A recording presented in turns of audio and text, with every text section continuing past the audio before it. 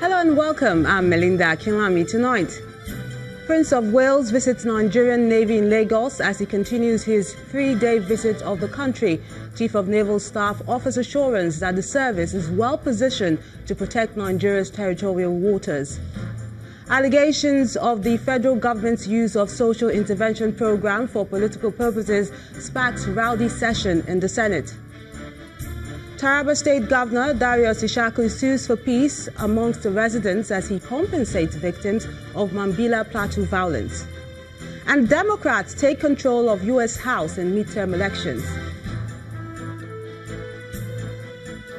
On business news tonight, Vice President Professor Yemi Osinbajo leads Nigerian delegation to the first African Investment Forum organized by the African Development Bank holding in Johannesburg, South Africa.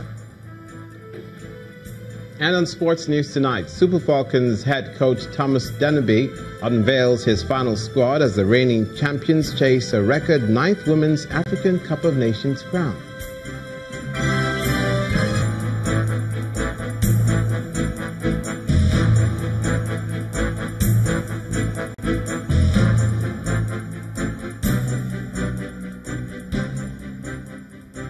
We begin tonight with the visit of the Prince of Wales to the Nigerian Navy, where the Chief of Naval Staff offered an assurance that the service is capable of protecting the country's territorial waters. Vice Admiral Ibok Eteibas was speaking at the Navy dockyard on Victoria Island during the visit of Prince Charles. The naval chief said this visit will crystallize UK trade relations with Nigeria and boost economic advancement. Our correspondent Gimba Umar has the rest of the story.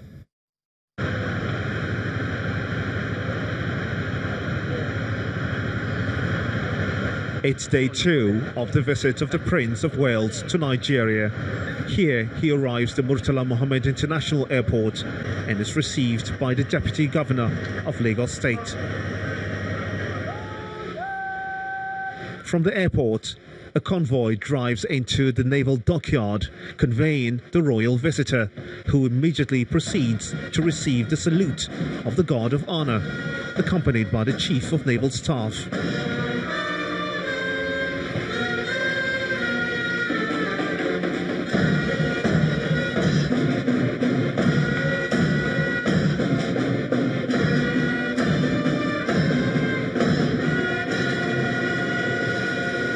Then follows a stunning performance by the naval officers in a parade.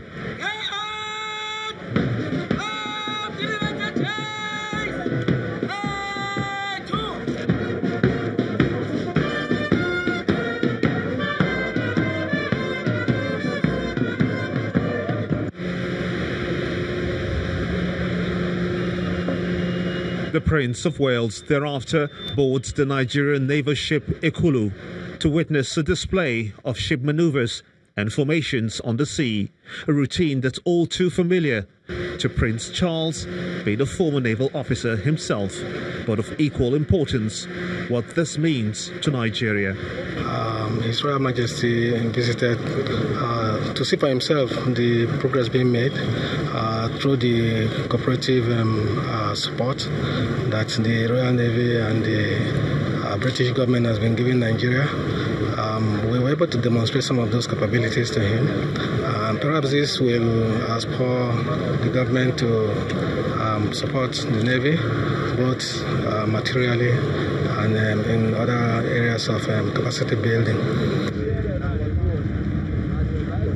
The wait is short as the NNS Ekulu is seen from a distance heading back to the dockyard.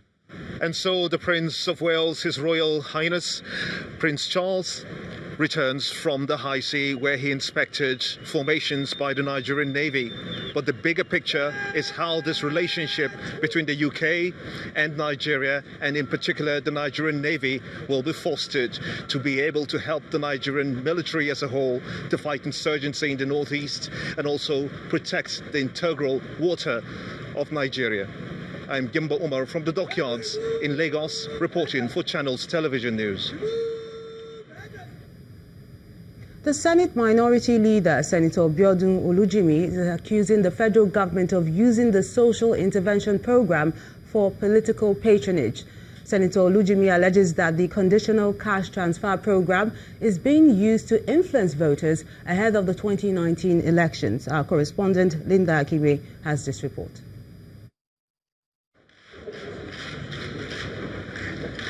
The Buhari administration established the Social Intervention Program in 2016 with the aim of reducing poverty in the country, protect the vulnerable, provide affordable credit for small and medium businesses, and ultimately improve the quality of life for Nigerians. Mr. President, right now... But a federal lawmaker questions the application of a conditional cash transfer, which is a part of a social intervention program. Mr. President, right now the funds are being used for political reasons, and they are being dispensed and given freely to people who can bring up their PVCs and sign several forms for which the issuers are now in charge. Mr. President, one of the forms is here with me, and it is being disbursed by the Special Intervention Body. These ones have "I stand with Buhari" on it.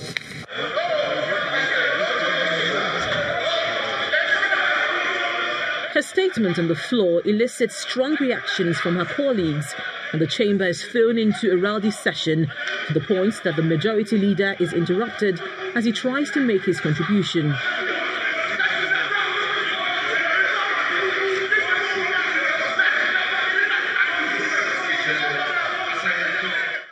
Mr. President, what she showed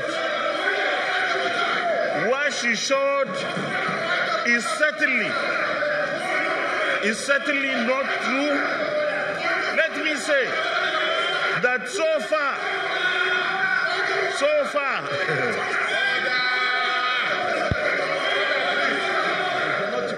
the Senate President calls for order, and the majority leader is finally allowed to speak. We move on. Why are we wasting time on issues that we can have time today? Leader, complete what you are doing, and then I'll ask somebody to second the motion. The social intervention program, which has many facets, has so far been the most successful social intervention program in the history of Nigeria. But lawmakers from the ruling All Progressives Congress, who are offended by this allegation, threw the gauntlet back to the opposition PDP, also demanding that a similar program, the Shorpy, which was championed by the previous Goodluck Jonathan administration, should also be investigated. As calm returns to the chamber, the Senate sets up an ad hoc committee to probe Senator Olujimi's allegations that funds from the social intervention program is being used for political purposes, and also to investigate the utilization of the Shorpy funds in the Goodluck Jonathan administration. Linda Akibe, Channels Television News. The Federal Executive Council has approved over 10 billion naira for the Ministry of Interior to spend on construction of a data control center for the Nigerian Immigration Service.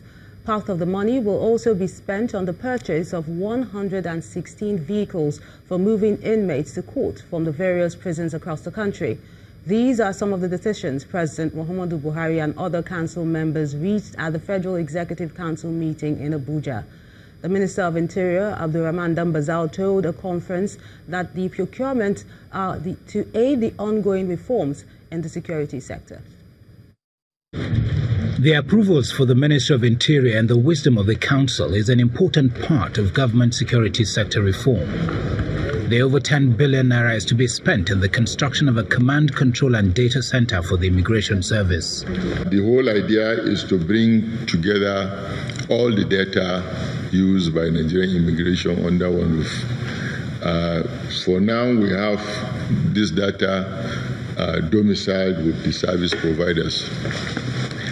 Even though we're able to bring them there, but they are still in piecemeal. That project is going to cost 7,119,139,883 naira. Other procurements approved include the purchase of 22 firefighting equipment and trucks. The Nigerian prison is to get 116 vehicles to ease transportation of inmates at the cost of over 1.5 billion naira. There are over 5,000 cots distributed that on daily basis, these prisons, about 240 prisons, on daily basis will have to convey this awaiting trial inmates to the courts. If there are no vehicles, then it becomes a problem. The Ministry of Transportation is to carry out additional works on the Abuja Airport runway, leading to a variation in the contract sum. The work was reviewed, and the cabinet approved the increase of 628,123,590 naira 6 kobo as a variation on the job. The second approval for the ministry is for the pilot quarters at the Tinkan Apapa port. Before the Federal Executive Council meeting, President Muhammadu Buhari inaugurated Dr. Muhammad Isa as chairman of the Code of Conduct Bureau alongside 6 members. Also sworn in are 23 members for the National Population Commission. From the presidential villa, Ibrahim Adra, Channels Television News. The Nigeria Governors Forum is pushing for an improved internal revenue generation mechanism in order to meet the rising fiscal challenges, including the new minimum wage. The governors of Edo, Kaduna and Kwara State, who attended the forum's 4th conference in Abuja, acknowledged the crucial role of a properly managed tax system in raising revenue for any state. The forum also calls for accurate revenue data as a means of blocking leakages in the system. The need for states to improve on their internal revenue generation has never been so critical in Nigeria as in the last 3 years, with a fall in global price of crude oil, which affected the federal allocations to states. The effect of the dwindling oil revenue at the center became so severe that at the wake of 2016, 27 states out of the 36 states of the Federation were unable to pay workers' salaries until the federal government gave bailout funds. As part of efforts to enhance state revenue generation capacity, the Nigeria Governors Forum is holding this conference in Abuja to help governors see the urgent need to raise their internal revenue generation base. Recent economic developments have posed new challenges to the management of both taxes and government spending and have highlighted the need to urgently strengthen fiscal governance measures as regards the rules and procedures that guide government budgetary framework, including, more importantly, domestic revenue mobilization. According to a recent report by the National Bureau of Statistics, 36 states of the Federation generated 931.23 billion naira as IGR in 2017. Lagos, Rivers, Ogun, Delta, Kano, Kaduna and Edo states are the 7 leading states with the highest IGR. Some of these governors at this conference speak on what states can do to raise their IGR. The missing link in taxation in our states is paucity of data that identifies taxpayers, establish their addresses of domicile, and track their incomes accurately. The deployment of information technology is the key to resolving these issues. We have introduced a revenue identification number system, which is a unique reference number that helps us identify each taxpayer, each building, each motor vehicle, and each business entity. Other participants also emphasized the urgent need to improve the efficiency of revenue collection agencies and block leakages. If you look at the collecting platforms, that is where the major problems have come from, because they've not been very efficient. So the first leg in driving your revenue is creating efficiency in the current collection process. There is perhaps no better time than now for states to come up with innovative ways to raise their revenue base, as a new minimum wage regime for workers is in the making.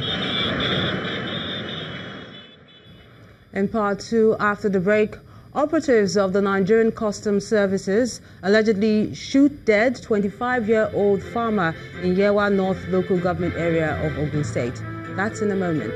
Join us again.